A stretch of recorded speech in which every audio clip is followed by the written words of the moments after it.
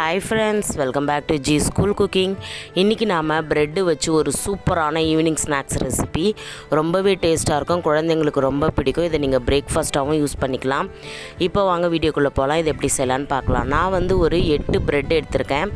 Ordinary milk bread தான் எடுத்திருக்கேன். நீங்கள் வீட் ப்ரெட் வேணாலும் எடுத்துக்கலாம். இது எந்த ப்ரெட்டில் வேணாலும் செய்யலாம். இப்போ ஒரு பவுல் எடுத்துக்கோங்க. அதில் ஒரு அரை கப் அளவுக்கு கடலை மாவு சேர்த்துக்கோங்க. ஒரு வெங்காயம் பொடியாக நறுக்கினது, 2 பச்சை மிளகாய் பொடியாக நறுக்கினது, ஒரு சின்ன பழுத்த தக்காளி பழம் பொடியாக நறுக்கி சேர்த்துக்கோங்க. ஒரு ஸ்பூன் கரம் மசாலா, ஒரு பிஞ்ச் மஞ்சத்தூள், ஒரு ஸ்பூன் ரெட் சில்லி பவுடர், உப்பு தேவையான அளவு, இது எல்லாத்தையும் சேர்த்துட்டு ஒரு சின்ன கையில் வந்து இந்த பிஞ்ச் மாதிரி ஒரு பிஞ்ச் வந்து ஜீரகம் சேர்த்துக்கோங்க.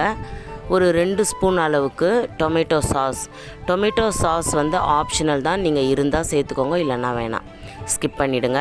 கொத்தமல்லி நல்லா பொடியாக நறுக்கினது சேர்த்துட்டு கொஞ்சமாக தண்ணி விட்டு நல்லா ஒரு பஜ்ஜி மாவு பதத்துக்கு நீங்கள் நல்லா இதை வந்து மிக்ஸ் பண்ணி எடுத்துக்கணும். இப்போது ஒரு ஸ்பூன் ஒன்று வச்சுட்டு நல்லா மிக்ஸ் பண்ணிக்கோங்க. கூடவே கொஞ்சமாக தண்ணி விட்டுட்டு நல்லா வந்து மிக்ஸ் பண்ணிக்கோங்க. ஒரு பஜ்ஜி மாவு பதத்துக்கு இருக்கணும் இந்த கன்சிஸ்டன்சி.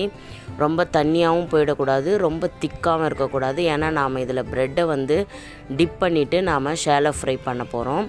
ப்ரெட்டை இதில் முக்கி எடுத்துகிட்டு நாம் வந்து தோசைக்கல்லில் வச்சுட்டு வறுத்து எடுக்க போகிறோம். அதனால் நீங்கள் வந்து ஒரு மீடியமான கன்சிஸ்டன்சி, அதாவது பஜ்ஜி மாவுக்கும் கொஞ்சம் திக்காக நீங்கள் வந்து இந்த மாவை வந்து கரைச்சி எடுத்துக்கணும். இது வந்து ஆல்ரெடி வந்து முட்டையில் கூட செய்யலாம். இந்த கடலை மாவை ஸ்கிப் பண்ணிவிட்டு நீங்கள் முட்டை கூட ஒரு 4 முட்டை சேர்த்துட்டு அதில் செய்யலாம். அப்படி செஞ்சால் ப்ரெட் ஆம்லேட் அதுக்கு ஆப்ஷனல் தான். நான் வந்து கடலை மாவு சேர்த்து ஒரு டிஃப்ரெண்ட்டான ஸ்நாக்காக செஞ்சுருக்கேன். இப்போ ஸ்டவ் ஆன் பண்ணிவிட்டு தவா வச்சுக்கோங்க. அதில் ஆயில் வந்து உங்களுக்கு தேவையான அளவு விட்டுட்டு நல்லா ஹீட் பண்ணிக்கோங்க.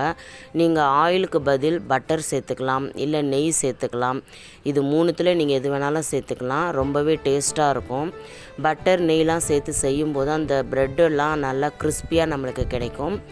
நான் வந்து சாதாரண நம்ம குக்கிங் ஆயில் தான் சேர்த்துருக்கேன். இப்போ நல்லா ஆயில் ஹீட் ஆகிடுச்சு. இப்போ நாம் ஒரு ப்ரெட்டாக எடுத்து நம்ம கரைச்சி வச்சுக்கிற இந்த மாவில் நல்லா முன்னும் பின்னும் நல்லா டிப் பண்ணிக்கணும். இப்போ பார்த்தீங்கன்னா இது மாதிரி நல்லா வந்து மாவை இது மாதிரி மேலே போட்டு நல்லா டிப் பண்ணிவிட்டு நீங்கள் தோசைக்கல்லில் வச்சுட்டு நல்லா ஃப்ரை பண்ணி எடுத்துக்கலாம்.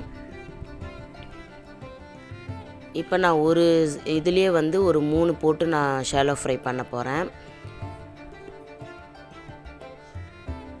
இப்போ இது ஒரு 2 செகண்ட் நல்லா வந்து வேகணும். நம்ம போட்ட கடலை மாவு வந்து அந்த பச்சை வாசனை போகிற அளவுக்கு நல்லா வந்து வெந்து கொடுக்கணும். அதனால் ஒரு 2லேருந்து ஒரு 3 செகண்ட் நீங்கள் வெயிட் பண்ணுங்கள். சைடில் கொஞ்சமாக ஆயில் கூட நீங்கள் விட்டுட்டு நல்லா ஒரு 2 செகண்ட் வெயிட் பண்ணிவிட்டு அடுத்த பக்கம் நம்ம திருப்பி போட்டு எடுக்கலாம். இது வந்து ரொம்பவே டேஸ்ட்டாக இருக்கும். சாப்பிட்றதுக்கு சாஸோடு தொட்டு சாப்பிட்றதுக்கு அவ்வளோ டேஸ்ட்டாக இருக்கும். இப்போ நான் அடுத்த பக்கம் திருப்பி போட்டுட்டேன். ஒரு 2 செகண்ட் வெந்தால் போதும். நம்ம பஜ்ஜி போட்டு எடுப்போம்ல, அதே டேஸ்ட்டு தான் வரும். இருந்தாலும் இதில் மசாலா, இந்த டொமேட்டோ சாஸ் இதெல்லாம் போட்டு செய்யும்போது ரொம்ப டேஸ்ட்டாக இருக்கும். குழந்தைங்க வந்து விரும்பி சாப்பிடுவாங்க. இது சாஸ் கூட நாம் குழந்தைங்களுக்கு கொடுத்தோன்னா சாஸோடு சேர்த்து சாப்பிடும்போது செம்ம டேஸ்ட்டாக இருக்கும்.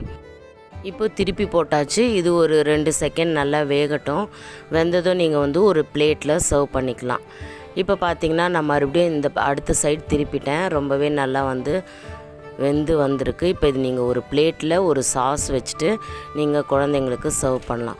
ஓகே ஃப்ரெண்ட்ஸ், கண்டிப்பாக இந்த வீடியோ உங்களுக்கு ரொம்ப பிடிச்சிருக்குன்னு நினைக்கிறேன். நீங்களும் இந்த ரெசிபியை உங்கள் வீட்டில் ட்ரை பண்ணி பாருங்கள். ட்ரை பண்ணிவிட்டு கமெண்ட்ஸில் எனக்கு எப்படி இருந்துச்சுன்னு சொல்லுங்கள். நம்ம சேனலை லைக் பண்ணுங்கள், ஷேர் பண்ணுங்கள், கமெண்ட் பண்ணுங்கள். நெக்ஸ்ட் ஒரு இன்ட்ரெஸ்டிங்கான வீடியோவில் சந்திக்கிறேன். Until then it's by from Viji. நம்ம சேனலை சப்ஸ்கிரைப் பண்ணுங்கள். தேங்க்ஸ் ஃபார் வாட்சிங்.